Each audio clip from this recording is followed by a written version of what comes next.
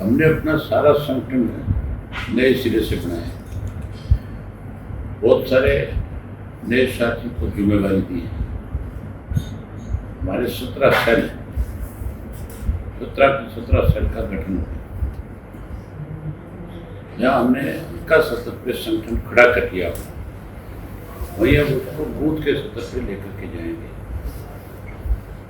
और उसके लिए 3 गांव का एक जोन बनाएंगे। शहर में इसी तरह 3 वार्ड का एक जोन बनाएंगे और उसमें जो बूथ आएगा उस बूथ के ऊपर हर सेल का एक व्यक्ति मेंबर बनेगा।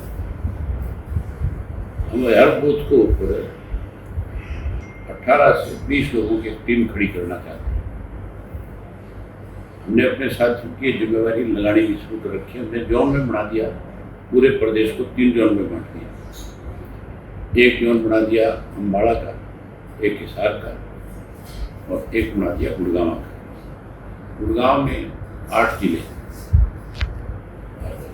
सर इसमें आपके हिसार और अम्बाड़ा में 7-7 जिले, जिनके बाकायदा जोन इंचार्ज बनाए। पार्टी का एक व्यक्ति जोन इंचार्ज नहीं, हमने उसमें 3-3, 4-4 सीनियर साथियों की ड्यूटियां लगाई, जिनको जोन इंचार्ज बनाए। उन्हीं के जिम्मे लगाया कि वो डिस्ट्रिक्ट के सतर के ऊपर, हल्के के सतर पे जाकर के टीमों का गठन करवाए, वहाँ के लोकल साथियों को लेकर के। आगे उनकी ये जिम्मेवारी है, अगला महीना पूरा जाए, हम इसी बात के ऊपर जोर लगाएंगे कि हर हालत में जुलाई के महीने में हमारा संगठन जो है उसके सतर पे खड़ा हो। 6000 कुछ काम है। हम लोगों की तरह फर्जी मेंबरशिप का काम नहीं करेंगे, हम फर्जी संगठन खड़ा नहीं करेंगे। हम बाकायदा तौर पे हर जगह जिम्मेवार व्यक्तियों की ड्यूटियां लगाएंगे और फिर उसके बाद सारा संगठन बढ़ जाएगा। फिर मैं डिस्ट्रिक्ट हेडक्वार्टर के ऊपर भी और हल्के के स्तर पर भी कार्यकर्ताओं की बैठक ली और फिर 25 सितंबर की तैयारी में सबकी ड्यूटियां लगाई। चौधरी देवीलाल जी के जन्म दिवस के ऊपर बड़ा आयोजन करें, उसका फैसला भी हम अगले 10 दिन में, 15 दिन में सीनियर साथियों की मीटिंग बुला करके करेंगे कि कहाँ चौधरी देवीलाल जी का जन्मदिन हमको अब की बार मनाना है। अब बिजली के रेट बढ़ गए, पोजीशन जो है वो तो सिवाय अखबार में स्टेटमेंट देने के इससे ज़्यादा कहीं आगे है ही। हमने ये फैसला किया कि शक्ति भवन पे 1 तारीख को बड़ा प्रदर्शन करेंगे और शक्ति भवन पे प्रदर्शन करके चेयरमैन को मेमोरेंडम देंगे और कहेंगे कि बिलों में तुरंत जो प्रभाव से आपने बढ़ाए हैं उनको वापस दिया जाए।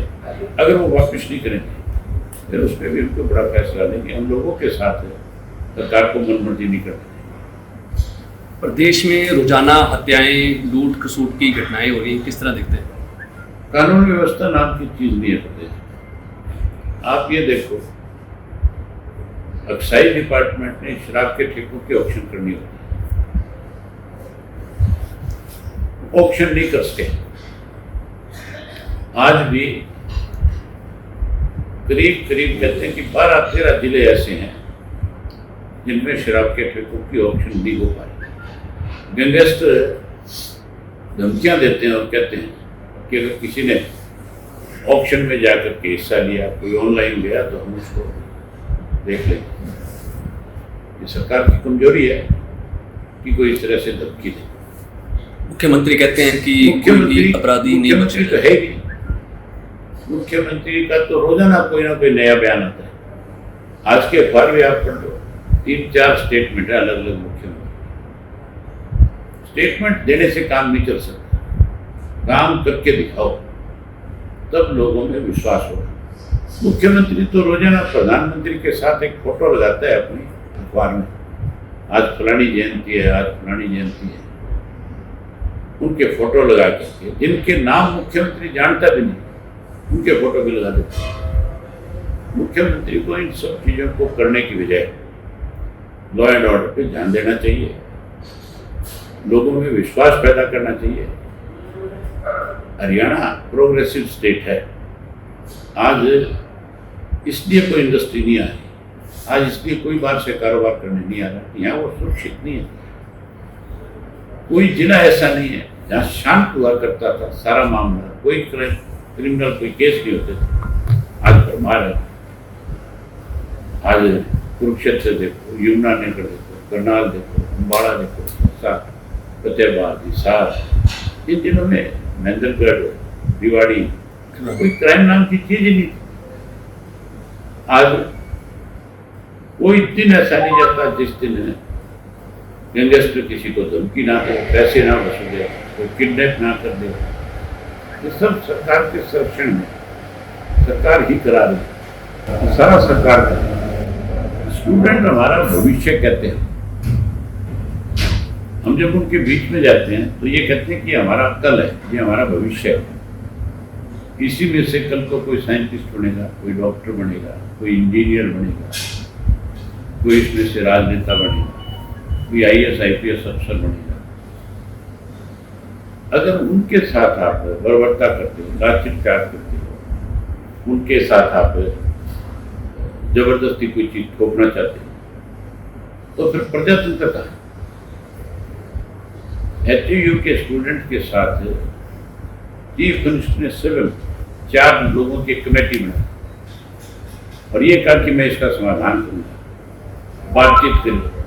HUU के स्टूडेंट की तरफ से भी ये कहा गया कि हमारी बातचीत हुई है, हमारी मांगे मान ली गई है, हम कल घटना उठा लेंगे।